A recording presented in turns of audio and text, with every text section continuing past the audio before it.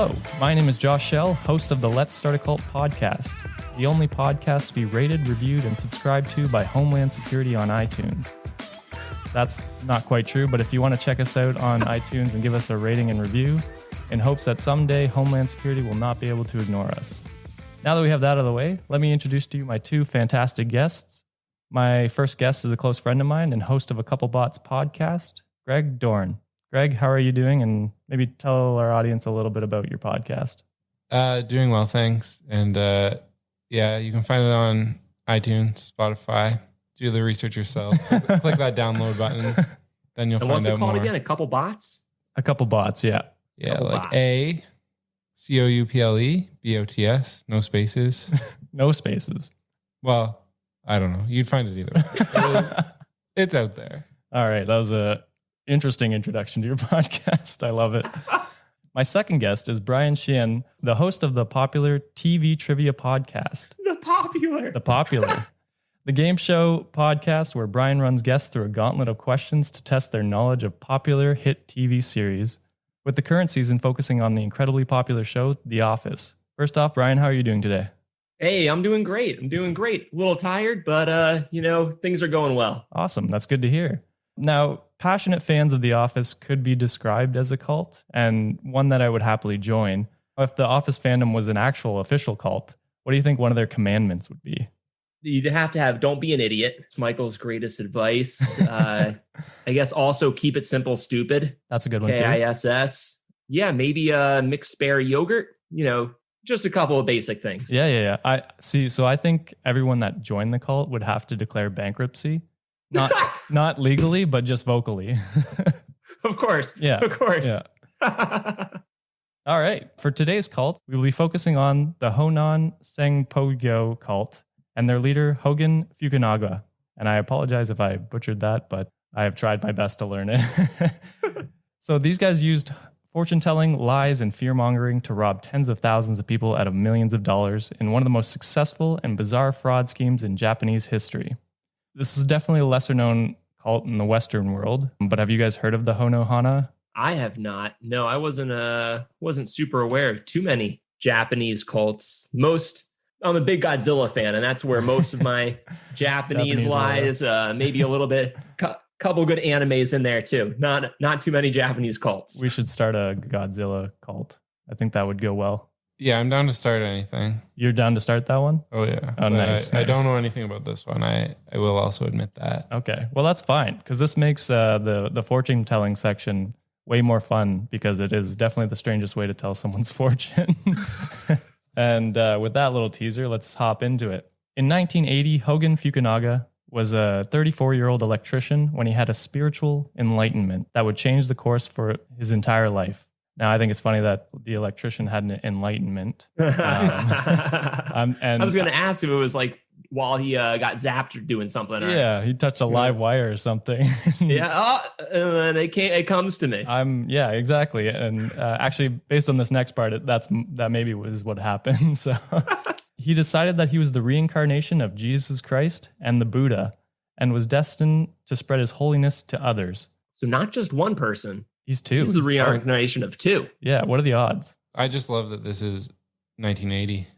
Makes it so much more relatable. Like if this was 1935, I'd wrap it up. But this guy's 34. This guy's not even like 40 years. Could be 74 right now. We'll have to wait to get into it more, but he might still be just chilling. Just hanging out. One of us. I mean, what does the Buddha Christ do? Well, we'll get into what the Buddha Christ does. I'll give you a hint. It's probably not what Christ or Buddha would do. He's an electrician, so that's what he does day to day. He brings his lunch pail to work and he gets the job done. You know what? Jesus not far started off. as a carpenter, right? Exactly. Yeah. So it's not too far off. Yeah. At the time of the stunning realization, Fukunaga was at rock bottom, nearly 70,000 US dollars in debt, or over 500 million in yen. The future cult leader needed to make a lot of money in very little time. I have my best moments of clarity when I'm $70,000 in debt. And I think he does as well. Just when you're at rock bottom. Exactly. The 34-year-old had a hunger to live lavishly, drive in the most expensive sports cars, dress to the nines in designer suits, dine at classy restaurants, and enjoy expensive haircuts. So the $70,000 in debt thing makes sense now. It makes a lot of sense, yeah. Expensive haircuts. is a wild. How expensive does a Bad haircut get? Like the most I've ever spent on a haircut, I want to say was still less than $50. Yeah, definitely for guys. Anyway, yeah, for sure. About $20 for me. And I don't know if we can fact check this, but what do you guys think that the highest this guy spent? Like $2,000? Oh, God. Well, I mean, you guys are, based in Canada, correct? Yeah. I know something just came out about the United States President Trump's tax returns and the amount of money he spent on hair. Is it ridiculous? I think it was over 10 grand. Oh my goodness. Okay. Well, then I guess it's not that weird. I guess us regular folks spend normal amounts of money on haircuts. So I just searched it real quick, and it actually is, how did Trump spend $70,000 on hair? 70,000, which is the exact number. Maybe this guy is Trump. Not a coincidence. Yeah. Let's start that conspiracy theory. So this craving to look and feel like Japan's high class is most likely what caused his enormous debt at such a young age. Fukunaga needed to be debt-free, but he also needed a way to continue spending money, to continue blending in with the Japanese elite. So he's poor, he needs money. What's the best way to make money? Let's say it all together. Scam people. Okay. I like where your head's at. That's I would go become the barber. Oh, Greg's out here man. playing 3D chess. Mm-hmm. The 1970s and 80s saw a large rise in cults in Japan known as the Shinshin Shikyu, or new religions, which I think is funny that Japan's so old that they had religion, they had new religion, and now they have new religion. Of course, need that distinction. Exactly, yeah. These groups formed rapidly after a hugely popular Buddhist movement, Soka Gakkai, lost momentum. As followers of Soka Gakkai began to leave their faith, they needed somewhere else to go. Young business-savvy Japanese saw an opportunity to profit off these people.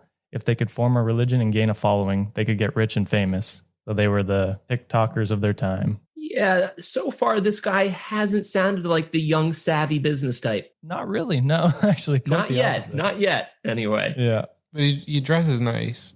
he does He shows dress up nice. at the parties. That seems like the start of a lot of famous people's stories.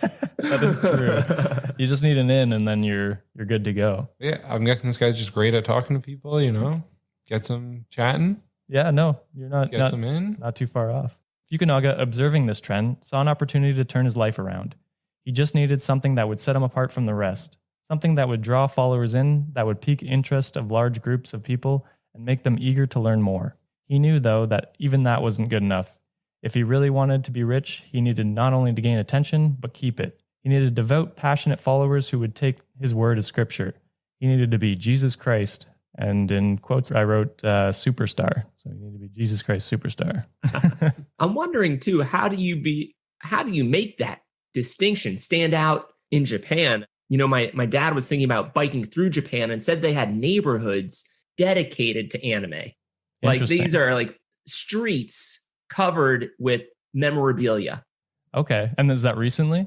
He was going to do this last year. Yeah. Oh, wow. So at this point, I'm wondering, how do you stand out from that? I think the anime thing, is that newer or like, because this was back in the 80s, right? Which maybe this anime is their new cult, their new cult. Shin. Shin, obviously. So there's actually little known about Fukunaga's life before he declared himself to be what his followers called His Holiness. Regardless of what his earlier life may have looked like, one thing was clear. Hogen Fukunaga would do anything for money. Hogen Fukunaga would do anything for money. I left that on a weird octave, so I had to correct that. Fukunaga began preaching his newfound holiness to anyone who would listen. He quickly gained a small but devout following of people who truly believed that the indebted electrician was the reincarnation of Christ. So he's actually convincing people somehow that he is Jesus. He has good hair. Do that. He has great hair. That's true. But Jesus didn't cut his hair, so Wow. New World Jesus. Fukunaga had the confidence and charisma to reel in followers with his preaching, but if he really wanted money, he needed a larger flock. While he was captivating speakers, Fukunaga's writing skills were nothing extraordinary. In order to spread his word farther and as effectively as possible, he did what any great pop star of our time did. He hired an array of ghostwriters to pen a series of texts that would be distributed to anyone and everyone Fukunaga could reach. And this was his text, his sacred text? Yeah, he actually published almost 70 texts, and they were all radical and attention-grabbing. So, And when we say he, it's his ghostwriters. Exactly. Yeah. Probably with ideas from him. He'll probably just say stuff and they would probably just take that idea and run with it, basically. All right. Because I was a little curious, how can you publish texts and not know what they say? And that doesn't sound like it lends itself to anything good. Yeah. It doesn't sound like a great strategy. You know what I mean? Like, because then you got to play to that bass and you don't know exactly what it's saying. So yeah. Drake gets away with it. Drake gets away with it too. Yeah. Fire music. I don't know. Can't complain. And Drake's got a big cult. All those Degrassi fans. Think any of the ghostwriters are the same? Just freelancers, right? They write for this guy. They write for Drake. Oh, you're asking if they were the same as Japanese ghostwriters for this guy? Yeah. I would imagine they'd be different. I don't It's know. a different language. So Maybe they're good. If you're good, you're good. that's true. You know These what? Two people in power need ghostwriters. They go to the one guy. Yeah. I don't hate it. A mere 7 years after his spiritual enlightenment, Fukunaga officially founded Ho-No-Hana Sanpogyo, which roughly translates to teaching of the flower. He certified the group as a legal religious sect to gain credibility. And it's here the part of every great cult story where the leader begins grifting. Last episode, it was selling monkeys. In this episode, it's reading feet. That's right. His fortune telling was he basically convinced people of his Christ-like powers by performing foot reading rituals that promised to reveal a person's health, fortune, and future. I don't want anybody touching my feet. I had never heard of foot reading before this. That's brilliant, though. Like, that's next level. Like, if you already believe that someone can read your hand, why can't they read your feet? That's true, yeah. A lot of people say they can read your hand, so it's kind of diluted. You know, you're competing with a lot of people. You got to stand out. If you're the only foot reader, I mean, you got that whole market already made for you. Now, do you think his ghostwriters came up with this idea? I don't know who came up with the idea, but that is Stands out. as I do. You know, he's playing chess while everyone else playing checkers, just reading hands. So I'm assuming this is the bottom of the foot, if that's the part that has more wrinkles. You know what? It didn't say. I didn't do research into it. I should have. I think I picture what else has bottom. wrinkles? Could you read an elbow, maybe? forehead. You could do forehead. Forehead? I got wrinkles up there. Act surprised, and I will tell your fortune. Yeah. Pretend like you saw a ghost, and I will tell you if that's your ancestor or something. I don't know. Yeah, so it is definitely a weird way to capture everyone, but he definitely does it, and he... Jesus bathed feet, right? I mean, let me wash your feet. That is true. He did. I'm seeing the connection. I don't know what Buddha did, so I can't say on that. I don't know what Buddha did. No, that's although they never wear shoes, so connection. More feet to read. Yeah, exactly. More scars go. on the feet to read. Yes. Fukunaga was able to rope people in the first place by promising family and business counseling. His services granted to help followers through any hardship they might be facing. He drew in the most vulnerable members of his community who had money to spend, who were largely housewives down on their luck, who would do and buy anything that offered even a semblance of hope. He's targeting a lot of housewives to get their money and their family's money, basically. I guess they don't maybe have this type of internet savvy and stuff at this point. What, we're still at 1980s, right? Yeah, 7 years later, so it's it's late 80s, early. Okay. Yeah, late 80s. Yes. Let's say you're late 80s. Given just the guy's name, I feel like you should be able nowadays to like look this up. Like, this tech savvy guy, what's he done? Definitely. Oh, he's $70,000 in debt with an unsuccessful electrician business, apparently. Well, by now he's not in debt because he's charging people to read their feet, to touch their feet. Yes. It's a weird foot fetish. Oh, do we have a cost on that? There was no cost on quite early on how much they charged. There are more prices later on of other things he charges. No, I also don't know how much it costs to have your hands read either. So it's hard for me to compare that either way. I can give you a bit of a spoiler. It's way more than you would pay for someone to read your hand. Got it. Probably more than, definitely more than a haircut. But by the time his cult was at its peak in the mid-90s, Fukunaga had finally accumulated the immense wealth he had dreamed of for so long. Dressed in $5,000 suits and custom-made Italian shoes, the money-hungry scam artist built an enormous headquarters in Mount Fuji, boasting a golden fountain. In Tokyo, another branch of the booming group had offices in upper-class neighborhoods adjacent to manors, mansions, and embassies. Fukunaga's wife supposedly spent $6,000 to $7,000 a month on shopping trips, according to cult members with exclusive access to the family. Fukunaga clearly was a master in the art of fraud. So he's doing pretty well for himself. His wife's spending more than I make in a couple months. But yeah, she's living her best life, and so is he right now. Wow. Just out of curiosity, is this a wife before he became Buddha Christ or after? I believe, yeah, they were married before all of this, so she's been along for the ride the whole way. And really? She's probably loving it right now. Okay. Yeah. As Fukunaga continued to grow richer, his foot reading cult became increasingly more threatening to its devout followers and more expensive. Fukunaga, like many who value money over anything else, constantly yearned for more. There were never enough followers, never enough recruits, never enough staff members, and there was certainly never enough money. Fukunaga was led by a ravenous greed that sought to drain its followers of every dime in their shallow pockets. Because, once you get a little bit of money, you want more and more and more. And then next thing you know, you're Jeff Bezos. I think he just fine-tuned his skills, got better at foot reading, and, the service had to get charged more. Do you think he's writing his own stuff by now? No, he doesn't need to. No, he never learned how to do that. Pay for the best ghostwriters at this point. Exactly. Well, that's probably true. Yeah, definitely.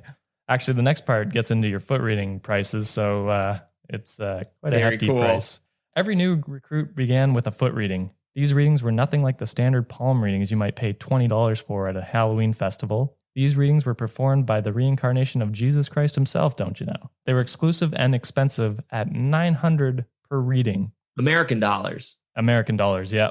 Wow. So I can't do the math, but it's a lot of yen or whatever. It's so exclusive, though. It was very exclusive. I mean, I can't think of many things I would pay $900 for. Like the next Xbox and PS5 are what, $400, $500, something like that. Yeah, would you rather have like 50 palm readings or one foot reading? Depends. Is it like part massage? Because I could be down for that. I mean, I wouldn't pay $900, but that's almost a mortgage on my house. Exactly. Yeah, it's ridiculous. Yeah, it's crazy. After the cult gained immense popularity, Fukunaga could no longer keep up with the demand and enlisted senior cult members to perform the readings for him. These readings still cost $900, but the participants were promised exclusive access to Fukunaga once the readings were complete. Of course, at an additional cost, because now he can charge that too. So we're building the pyramid of the pyramid scheme. I can't talk, but it's like in The Office when Michael's trying to sell. What is he trying to sell again? This is trivia for you. Oh man, I haven't gotten to that episode yet since I started. But yeah, I mean, you just tell your friends and then they tell their friends, and it's not a pyramid scheme. So yeah, exactly. It just looks like one on paper. Yeah. If you draw out anything, it's a pyramid, so it's not a big deal, right? That's true. I'm just a terrible drawer. I can only draw 3 points. I almost said 2 points, and I'm. Oh God, it's been a long day. The foot readings promised to reveal underlying health issues in participants as well as provide insight into their financial future. Participants were often diagnosed with grave diseases at the readings. Of course, no one who performed the readings, including Fukunaga, had any medical training. Followers were expected to be led by blind faith, just as the disciples of Jesus were, even if they were told they had cancer. They're telling a large sect of these new people that they have cancer or they have illnesses, just to get them involved, because now they're interested. They're like, well, now this cult is the only way to save me. Like, it's kind of a dark turn for sure. Honestly, one of the worst things, and it's never happened to me, but if I were to go get a fortune telling or a reading or something like that, and they told me you're going to die in a plane crash, do you get on a plane again? Because you have to, but you don't want to. That messes with me. Would that bother either of you guys? No, I'm not. I don't believe any of it. It would be in the back of my mind probably when I'm boarding the plane. And if it happened to go down, I'd be like, well, I did it to myself. But I would definitely jump on that plane. No problem. Yeah, but they get a couple things right in the reading and they're like, uh-oh. There's no way I don't board a plane anymore without thinking of that, but I do still board a plane. I see. Yeah. So it is in the back of your mind as well, but someone just told me I was going to die. I'm also not, a believer in fortune telling, but it's still a little creepy. And for sure, at least it's quick. Well, fingers crossed. It's a long way down, but staff members were mandated to warn victims that their struggles would deepen and their pain would become unbearable. Fukunaga encouraged lying and telling his staff that they, quote, should use their wisdom and say things, even if they may not actually be true. To any cult members who questioned this reasoning, Fukunaga simply explained that the truth would come later once the followers had attended enough meetings. So essentially, you don't learn the truth until you become one of the ones who are lying. Not great. Interesting. Also, they're reading feet, right? Yes. Yeah. And then in their head, they're saying, oh, this is the truth, but I'm going to lie about that. Like, do they believe they can accurately read the feet and then they lie?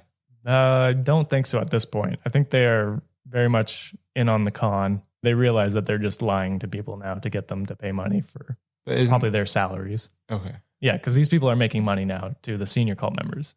But like, what if they just said like, oh, I read your foot, like you're going to do great things? Is that's still a lie? Maybe they threw 1 in 10 every once in a while. They're like, oh yeah, you're good to go. Following the initial foot readings, victims would be scared into purchasing exclusive seminars and trainings, along with scrolls and ornaments that were said to ward off evil and misfortune. Fukunaga convinced his followers that they attended meetings, their diseases would be cured, and some were told their debts would be refunded. And cult seminars were a bit pricey, so they cost $20,000 US, which was roughly 20 million yen in 1990 per session. Gosh. So per session, these people are paying $20,000. I don't know who he's targeting for this. Like scrolls included though, or scrolls? I don't know if the scrolls were included. Like what's in the delegate bag there? Am I getting all my equipment, my scrolls? You get a nice ward to ward off evil demons and a nice little gift bag that says your name on it. It's pretty fire.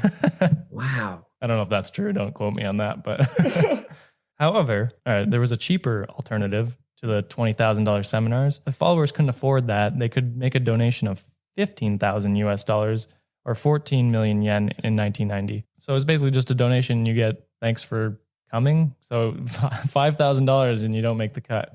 Yeah, that's not throwing someone a bone. Oh, you can't afford $20,000. We'll only make you pay $15,000. Exactly. Listen, if you pay me $20,000, I'll allow you on this podcast. But if you only donate $15,000, I'll just send you a thank you note. That's how Brian got here. He paid me $20,000. Yeah, and then if he recruits 3 people for the next episode, he gets 5%. Exactly. Yeah. So Brian, you better get out there and you got some friends. That can tell their friends. Yeah. Exactly. Yeah. And then their friends, you'll grab a nice 2.5% off all those. So. Exactly. Soon we're all rich, except for the people we conned. Many members gave their entire life savings to Ho-No-Hana, and even after going into debt, were persuaded to keep on giving. The cult was notorious for using specific personal threats to scare people into paying.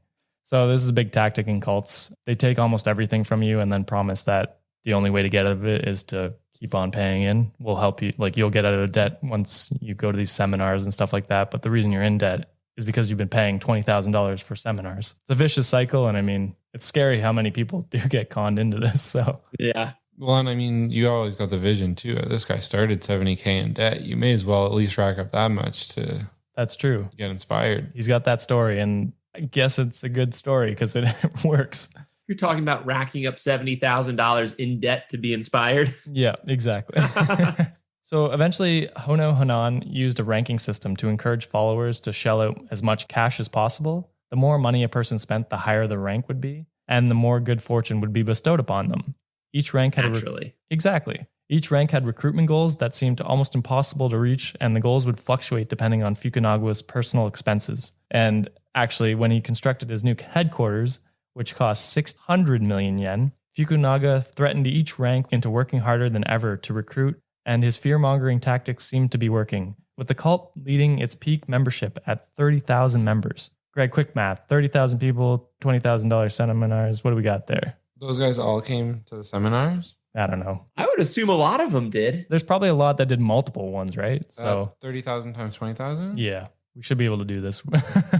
600,000. 600 million. Oh, so that paid for the headquarters right there. Right. That's not including the ornaments and stuff, guys. We keep forgetting that. So. Plus, you got to throw a cool like 30,000 times 900 for the initial foot rub. True. Right. Yeah, that's a cool 27 mil. Oh, there you go. So he's racking in quite a bit of money, and he's technically a religion. So like Donald Trump, he doesn't have to pay taxes. Right. He is Donald Trump. So they're the same person. The same person to themselves, but. I love this bit. The beginning of that too sounded like Scientology as well, that your rank is determined by how much you pay, right? Exactly. And I mean, there's only so many ways you can do a cult. So a lot of them have a lot of the same tactics. Principles. Yeah. Same like a lot of them are grifters. A lot of them lie to people, healing rituals, some sort of fortune telling. This one just happens to be feet. And they have to sleep with your wife. And I don't know if that actually happens, but I would imagine it probably did. listen, if you're going to take a night with the Buddha Christ, you know, you're getting the Buddha Christ. Who's going to say no? It might cost you $30,000, but hey, that'll definitely cure all your ailments. Yeah, you'll be enlightened. Or disappointed. So another tactic Fukunaga favorited was using celebrities to make himself look credible to skeptics. He donated $325,000 in order to attend a fundraiser for Bill Clinton. That donation landed Fukunaga the honor of presenting Bill Clinton the Mahatma Gandhi World Peace Award alongside Gandhi himself. Even though Fukunaga bought his way into the event, he used pictures of himself with celebrity giants to prove new members that he had friends in high places and therefore could be trusted. If you're famous, just like back check your friends. It's not that hard. Like Bill? It can't be that hard. Or Gandhi? Any famous person in general. They always, not every single famous person in the history of time, but there's just connections to between sketchy famous people to sketchy people all the time. And it just, in my head, seems very simple to avoid. But you would think like their PR person or agent would be like, hey, that guy's kind of sketchy. Maybe don't go on stage with him. Didn't that something like that come out in the like Epstein Netflix thing? Oh yeah, Epstein was a friend with a bunch of high up people, which should have been a red flag for any famous person. Apparently, who is innocent anyway. Let's say that. So this story I actually love. It's pretty great. So Fukunaga used the same trick after a friend brought him along to meet Pope John Paul II. Before the meeting, Fukunaga purchased 2 rings in the city of Rome. When he met the Pope, he asked him to wear one of the rings while he wore the other. Later, he bragged to the recruits that the Pope had gifted him the ring and had the picture to prove it. So he tricked the Pope into promise rings, basically. And for years, cult members blindly hung on to every word of Fukunaga's, even after they found themselves in worse positions than when they joined Ho-No-Hana. Fukunaga, though, was never quite satisfied, and the greedier he became, the less careful he was. It wasn't long before followers and the public alike began to see through the cracks. I stumbled through that last sentence, but he starts cracking, basically. at what point, like obviously in theory right now, if you were to just get like really rich, at what point, say it's sketchy-ish. Okay. At what point do you just cash out and like you're set for life? You just don't want the worry anymore. Listen, after the first $900 foot reading, I'd be worried. I'd be like, oh no. Yeah, but like presumably you're not employable after doing this. Oh, I see. So at what point you're just, I'll retire, lay low, own a couple mansions. Interesting. Chill the rest of your life. I mean, it sounds like this guy just couldn't stop. Personally, like I wouldn't need as much, it sounds like as him to just be content. Yeah. But a couple mil. I'd be happy with a couple mil. There you go. Make some good investments and be good for the rest of my life.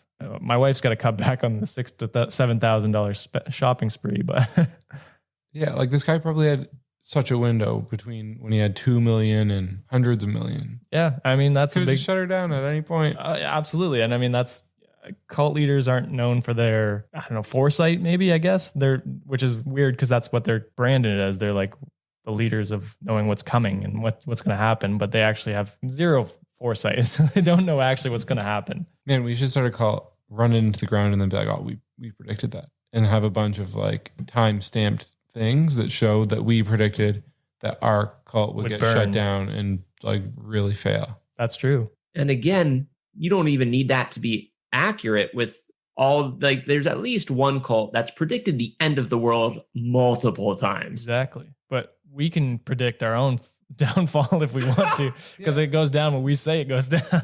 Well, and so we predict the end of our cult. Right. As soon as the cult ends and it's blown up, we start another We're one. so credible. Yeah, like we're insanely credible because it's like, oh, that call ended. Those guys knew that was coming. I believe Let's them follow more those now. guys. Yeah. Yeah, cult too. Like we're just chilling. We're just hanging out. We don't have to make predictions anymore after that. I see the vision. Guys, you can't lay low after, you're the most credible that you've ever been. We hire ghostwriters to do it for. That's good. We should do that. This is the first. When's it going to end? When are we ending the cult? Put it in here live. 2029. Okay. On the 29th of the 9th month. Okay. Before then, sometime before that date, the cult's going to crash and burn. Okay. It's going to be some fireworks, a little bit of trouble, you know? Gotcha. Is 9 years enough time to accumulate this wealth? Well, you got to think. It's the starter cult. The right? second cult is the real deal, right? Because we're losing all this. We don't want to make that much money. We kind of just need to make fake money. We need to make it look like Monopoly we're making money. Yeah.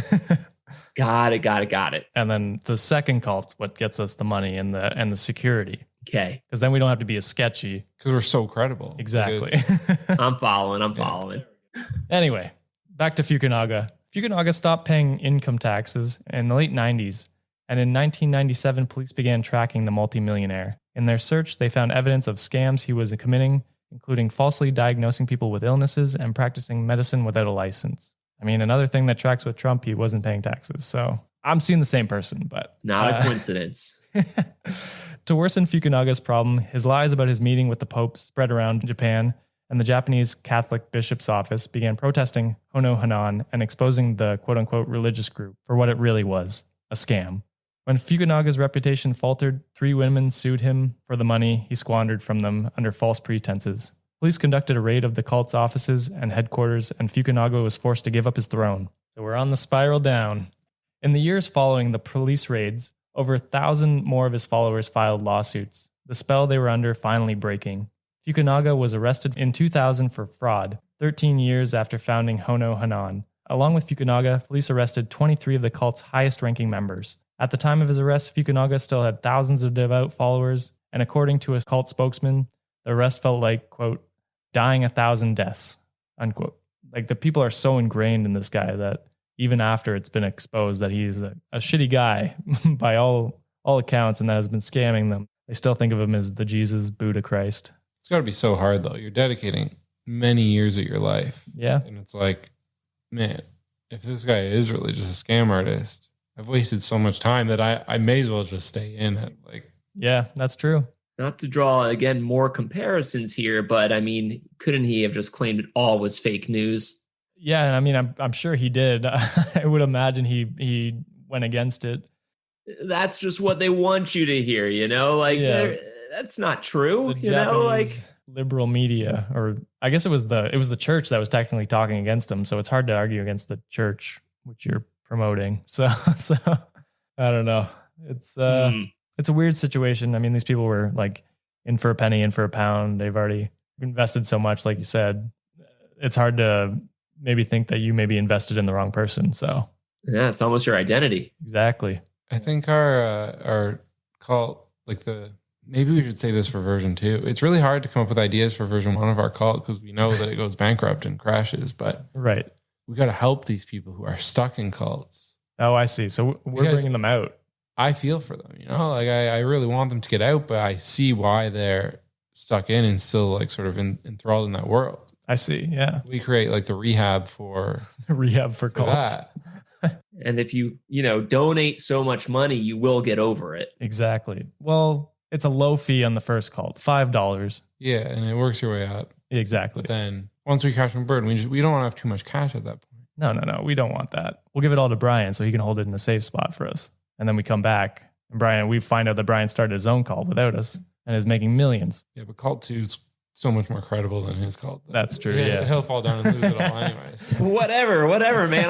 My cult's going to be called the best cult. Oh, damn. And I'll beat the best cult. So yeah, beat that. The better cult. So to wrap this up, greed has the power to make monsters. For Hogan Fukunaga, that's exactly what it did. Fukunaga spent 12 years in prison for his elaborate and fraudulent cult, but many of his followers will be drowning in debt for the rest of their lives. These desperate and vulnerable people never experienced the good fortune they were promised, but they certainly paid the price for having hope. Dun, dun, dun, dun. Questions, comments, concerns? What does he do now? Yeah, he's out of prison now, so just chilling, I guess. I don't know. Cult 2? Maybe he's listening to this and thinking Cult 2 is looking mighty fine right now. Yeah, we did just give a lot of cults a great idea. Yeah, we did, which is not great. So, because I'm sure some of them listen. You know what? I'm just going to assume this guy's, back to being an electrician. You know what's funny? He started the cult and it was going for 13 years and he only served 12 years in prison. So he didn't even serve the full 13 that he was ripping people off. And I don't even know if there was lawsuits, obviously thousands of them, but I don't know how much he had to pay or if he still has some of the money or what happened to that. So Haircuts. Yeah. He's getting nice haircuts in jail. Man, I'm sure you definitely doctor those books to, if they're trying to like say he has to pay back a certain percentage or something, it's definitely only as much as he felt like reporting or. Yeah. Well, because he wasn't paying taxes, so he didn't really have to report what he was earning. So true. I don't know how Japanese law works exactly, but that would be my assumption anyway. Yeah, so that has been the Ho-No-Hana Sanpogyo cult. I hope you found it interesting. I hope you found it fun. Well, maybe not fun is the right word, but interesting for sure. I hope you're enlightened. I hope you are enlightened and we can help you out of your cult. Please call me no. Please don't call me. But do you guys have anything you want to plug? You want to plug your podcast? Any socials that you want to check out, Greg? ACOUPLEBOTS on some socials. Go to Twitter. Twitter is the most fun. Twitter is the most fun. You are wild on Twitter, actually. He's a good follow, if anything. That's your plug? Okay. And Brian, do you want to give your podcast a shout out with some plugs, socials?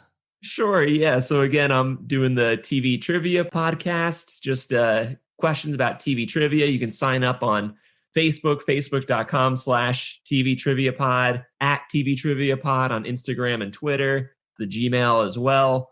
Yeah. So right now, covering The Office. Right now, I'm working on trivia for Game of Thrones. Ooh, Start that soon. So trying to switch it up and see how that goes. Awesome. And fun fact, I was on Brian's podcast last week. Well, I guess it hasn't released yet, but I was on it last week for season 3, episodes 1 through 3, actually. And you get to see me struggle with some of them were very easy and I just did not hit, I think.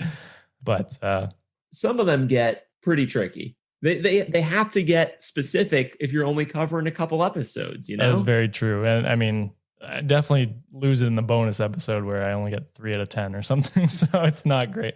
So if you want to donate to Brian's Patreon, feel free and check out that embarrassing moment of me. I don't have your score here for the first one. I do have that 3.5 out of 10. Yeah, you would the bonus episode. Track that one, but not the one, not the one where I might have passed. All right, everyone. If you like this episode, we'd love for you to subscribe, rate, and give us a review on iTunes. If you have any questions, comments, or concerns about this episode, please write us an email or record yourself and send it to startoccultpodcast@gmail.com. And at the end of our next episode, we might read or play your response and answer it. Thanks for listening, and we will see you next time. It was a blast. Bye.